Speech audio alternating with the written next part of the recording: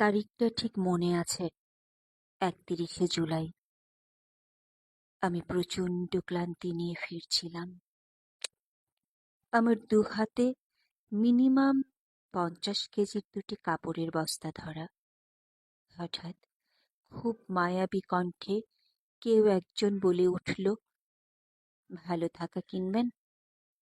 একেবারে টাটকা ভালো থাকা, জীবন্ত জীবন্ত ভালো থাকা, রং বেরঙের ভালো থাকা।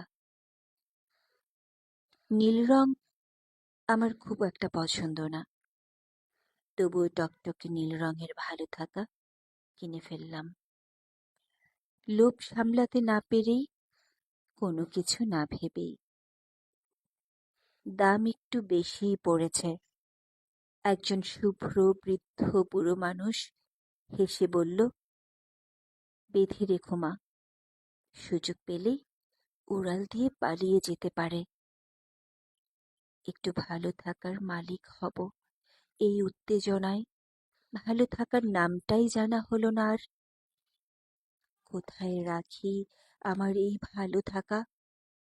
ছেড়ে দিলে উড়ে যাবে, খোলা জায়গায় রাখলে চুরি হয়ে যাবে। তাই ঠিক করলাম, বুকের মধ্যেই আটকে রাখবো নীল রঙের ভালো থাকাটাকে। থাক না, একটা ভালো থাকা বুকের মধ্যে।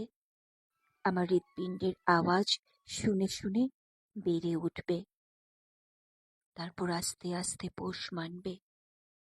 শখ করে কেনা আমার ভালো থাকাটা বুকের মধ্যে বাড়তে বাড়তে একদিন দেখি আমার আর বুকে আঁটে না, মাথায় মগজের ভিতর ঢুকে গেছে।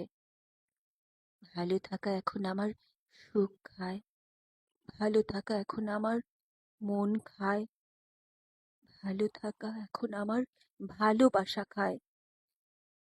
বেয়ারা ভালো থাকার সাহস দিন দিন বাড়তে বাড়তে তারপর এক সময় সম্পূর্ণ আমাকেই খায়। খুব শখ করে কেনা আমার নীল রঙের ভালো থাকা।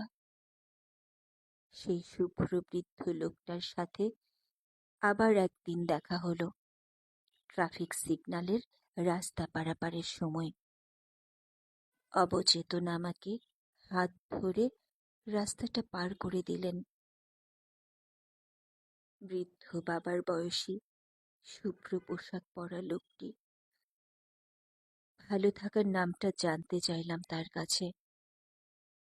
লোকটা বলল, এর নাম তীব্র কষ্ট।